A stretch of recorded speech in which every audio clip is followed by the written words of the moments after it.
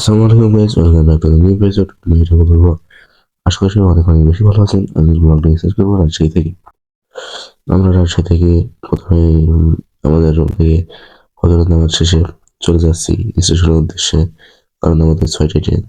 আসলে দেখেন, রাজশাহী শহরের এই লাইটগুলো ভালো কার না লাগে। আমার তো অনেক সুন্দর লাগছিল লাইটগুলো দেখতে, তাই আমি বারবার দেখছিলাম এবং আপনাদেরকে ভিডিও করে দেখাচ্ছিলাম। দেখেন, রাজশাহী শহরের লাইটগুলো জন্য মনে হয় রাজশাহী শহর এত বিখ্যাত, এবং এই শহরের রাস্তাঘাটগুলো এত পরিষ্কার। তারপরে আমরা পৌঁছে গেলাম আমাদের স্টেশনে। আমার রুম থেকে আসতে আসতে কিন্তু হাঁটতে আসতে 5 মিনিট টাইম লাগে। আমার কিন্তু আসার সময় অনেক গাড্ডি গুড্ডি হয়েছিল, বলতে আমাদের অনেক ব্যাগ হয়েছিল। যাওয়ার সময় সবাই, বাড়ি যাওয়ার সময় অনেক ব্যাগ হয়, আপনারা সবাই তো জানেন। আমরা মোট 6 জন বন্ধু একসাথে বাড়ি যাচ্ছিলাম। কিন্তু তারা এখনো আসেনি, তারা অনেক দূর থেকে আসছে।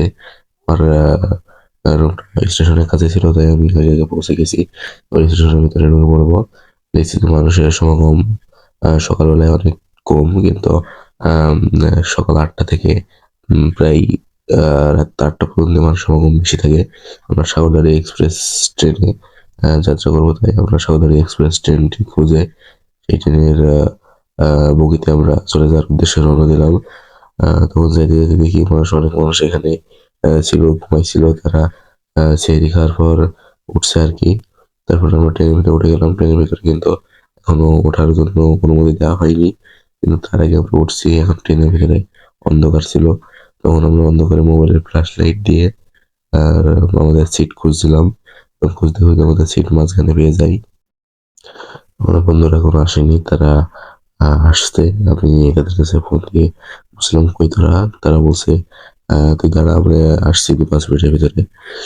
যাইতে যাইতে আমাদের আর ভিডিও করা হয়নি আসলে।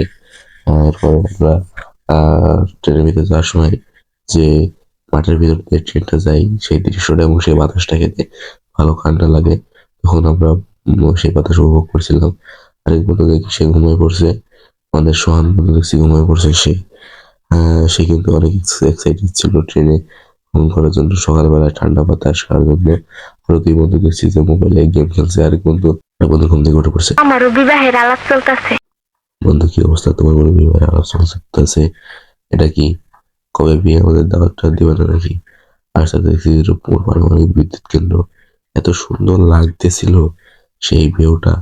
আসলে আপনাদের কি বলে বোঝাবো, এত সুন্দর লাগছিল ট্রেনের ভিতর থেকে সেই রূপপুর পারমাণবিক বিদ্যুৎ কেন্দ্রের সেই ভিউটা দেখতে। আসলে না দেখলে আপনারা বুঝতে পারবেন না কি সুন্দর লাগছিল। এখানে অনেক লোহার খুঁটি দেখা যাচ্ছিল, এবং আমাদের যে রূপপুর পারমাণবিক 4টা চুল্লি, সেই 4টা চুল্লি দেখা যাচ্ছিল।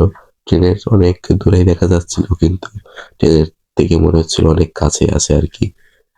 এই কারিশমার কারণেই তুমি বেঁচে ট্রেন থেকে আমরা যখন অটোয় আসছিলাম, তখন অটো দিয়ে দাঁড় করায়, তখন এক বন্ধুকে আমি তো বিয়েই করি নাই। একটু বিয়ের প্রস্তাবনা করে দিলাম আর কি। ইনশাআল্লাহ। দেখা যাক আমাদের বন্ধু এটা তুলতে পারে কিনা। কথা কম, কাজ বেশি। আল্লাহ হাফেজ।